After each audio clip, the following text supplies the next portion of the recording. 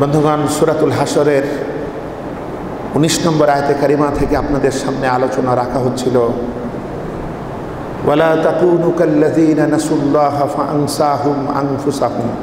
তোমরা তাদের মতো হয়ে যেও না যারা আল্লাহকে ভুলে গেছে। তাই আল্লাহ পাক তাদেরকে আত্মভোলা বানিয়ে দিয়েছেন। আমরা হচ্ছে সৃষ্টির সেরা, সৃষ্টি জাহানে আমাদের থেকে বড় আর কেউ নাই। সেই আল্লাহ পাক আমাদের উপরে এমন এক আমানত মহাগ্রন্থ কোরআনে কারীম দিলেন, সেটাকে যদি পাহাড়ের উপরে দেয়া হতো, এগুলো আল্লাহর ভয়তে চূর্ণ বিচূর্ণ হতো। আমরা সেটা বহন করেছি। তা আল্লাহকে ভুলে গেলে আত্মভোলা কীভাবে হয়? আমি যেহেতু সৃষ্টির সেরা, সুতরাং সমস্ত সৃষ্টি প্রয়োজনে আমার খেদমত করবে, আমার নির্দেশনা মানবে। এটা কখন হয়? আমি যার দাস তার দাসত্ব করলে এরা আবার আমার খেদমত করবে। কিন্তু যখন আমি কার দাস এটা যখন আমি ভুলে যাই, আমি কার আব্দ, কার গোলাম, আমার উপরে তিনি ছাড়া কেউ নাই, এটা যখন আমি ভুলে যাই, তখন আমি আত্মভোলা হয়ে কি করি?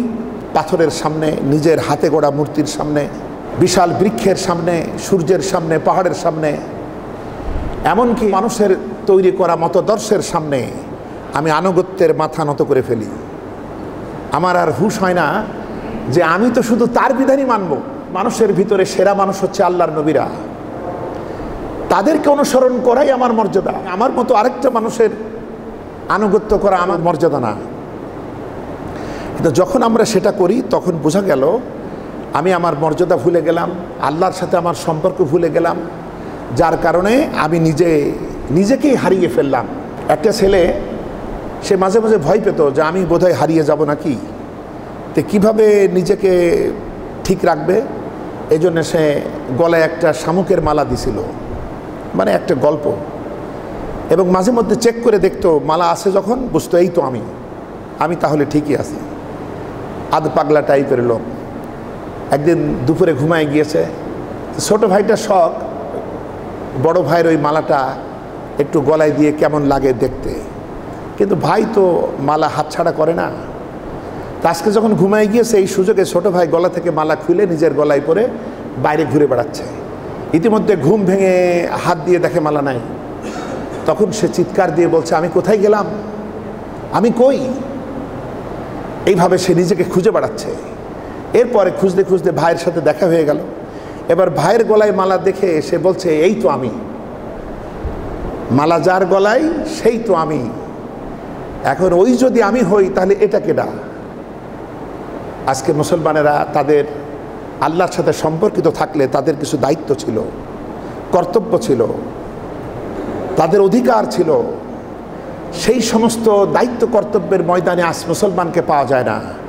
মুসলমান হবে শ্লীল, পুত পবিত্র, তার দ্বারা মানবতার কল্যাণ সাধন হবে। সে স্রষ্টার বিধানের আনুগত্য করবে, সে হবে বিশ্বব্যাপী মানবতার মহান মডেল। এই সমস্ত জায়গায় মুসলমানকে পাওয়া যাওয়ার কথা।